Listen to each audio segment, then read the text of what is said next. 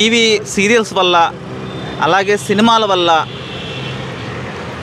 కుటుంబాలు అలాగే పబ్లిక్ అలాగే విద్యార్థులు అందరూ ఏ విధంగా రియాక్ట్ అవుతున్నారు, ఏ విధంగా వారి యొక్క స్థితిగతులు వారి యొక్క పద్ధతులు ఎలా మారుతున్నాయి ఏంటనేది మేడం గారిని అడిగి తీసుకుందాం.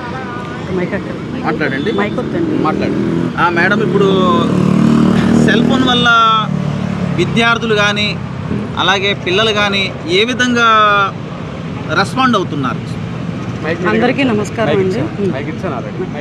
అందరికీ నమస్కారం అండి. ఈ మొబైల్స్ వల్ల చాలా జనరేషన్ అంతా కూడా చాలా వరకు పాడైపోతుంది. మెయిన్ ఏంటంటే పిల్లలు మొబైల్కి ఎడిక్ట్ అయిపోయి చదువులు మానేసి, ఒకవేళ చదువుకునే పిల్లలైనా సరే మొబైల్కి బాగా ఎడిక్ట్ అయిపోతున్నారు. యూట్యూబ్లు చూడడం, ఇన్స్టాగ్రామ్స్లో రీల్స్ చేయడం, ఇట్లాంటివి చేసి వాళ్ళ లైఫ్ని స్పాయిల్ చేసుకుంటున్నారు. వాళ్ళు ఏ స్టేజ్కి వస్తున్నారంటే చదువు మానేసి ఇదే పని మీద ఉండే పరిస్థితి వచ్చేస్తుంది. పేరెంట్స్ చెప్పినా కూడా వినిపించుకోలేనంత పొజిషన్లోకి వాళ్ళు వెళ్ళిపోతున్నారు. పేరెంట్స్ కొంచెం తప్పుకున్నారు అని అంటే ఏదో పక్కకి వెళ్ళిపోయి మొబైల్స్ చూడటం, లేకపోతే ఆడపిల్లలైనా సరే ఇన్స్టాలో రీల్స్ చేయడం, ఇట్లా చేస్తున్నారండి. ఇక సీరియల్స్ జోలికి వస్తే పెద్దవాళ్ళైనా ముసలి వాళ్ళైనా ఎవరైనా కూడాను ఈ సీరియల్స్ గోల్లో పడి పిల్లల్ని పట్టించుకోవడం మానేస్తున్నారు. 90% అందరూ కూడా ఇదే పరిస్థితిలో ఉన్నారు. ఇంట్లో అసలు కనీసం పొయ్యి మీద అన్నం పెట్టేమేమో అన్నం మాడిపోతుంది అనే పరిస్థితి కూడా లేకుండా సీరియల్స్ చూస్తూ కూర్చుంటున్నారు. సో ఏంటంటే సీరియల్స్ అయినా టీవీ అయినా ఏదైనా చూడొచ్చు, కాదని నేను అంటలా. కాకపోతే ఏంటంటే మనం కొంచెం స్పృహలో ఉండి పిల్లల్ని చూసుకుంటూ ఒక పక్కన కనిపెట్టుకుంటూ ఇంకో పక్కన మన పని మనం చేసుకోవాలి.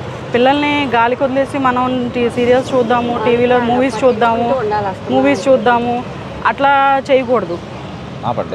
ఇప్పుడు సీరియల్స్ ఉన్నాయి, చాలా వరకు టీవీలో సీరియల్స్ వస్తున్నాయి. అవన్నీ కూడా పగలు, ప్రతీకారాలు, కుట్రలు, ఒకళ్ళ మీద ఒకళ్ళు చెప్పుకోవడాలు, క్రూయాలిటీగా ఉంటున్నాయి. అవి దానివల్ల కుటుంబాల మీద పడే ఎఫెక్ట్ ఎలా ఉంటుంది? కుటుంబాల మీద చాలా ఎఫెక్ట్ పడుతుందండి. చాలా అంటే చాలా ఎఫెక్ట్ పడుతుంది.